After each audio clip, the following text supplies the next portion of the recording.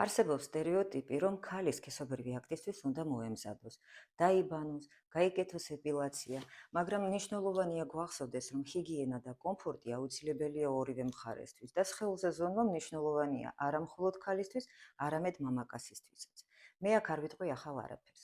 უბრალოდ გახსოვდეთ, რომ სიტუაციისგან მიუხედავად, შესაძლო ინფექციებისა და დისკომფორტის თავიდან ასაცილებლად მნიშვნელოვანია დაიბანოს სქესობრივი აქტის წინ. ეს ხელს შეუწყობს სისუფთავისა და კომფორტის შენარჩუნებას. სქესობრივი აქტის შემდეგ სასურველია მოშარდოთ. ეს უფრო ეხება ქალბატონებს, რადგან მცირდება საშარდე გზების დაინფიცირების რისკი.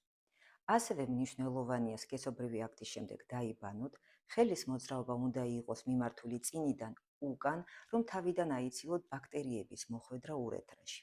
არ არის საჭირო სპერმის ნარჩენების და გამონადენის გამორეცხვა საშოდან. ეს არ დაგიცავთ არასასურველი ორსულობისგან და ინფექციებისგან. ასევე არ არის რეკომენდებული სადეზინფექციო საშუალებების გამოყენება, რადგან მათ შეუძლიათ დაარღვიონ მიკროფლორის ბუნებრივი ბალანსი და გამოიწვიონ გაღიზიანება ან დისკომფორტი. და არ დაივიწყოთ კონტრაცეფციის მეთოდებზე. ეს მნიშვნელოვანია არასასურველი ორსულობისა და სქესობრივი გზით გადამდები ინფექციების თავიდან ასაცილებლად.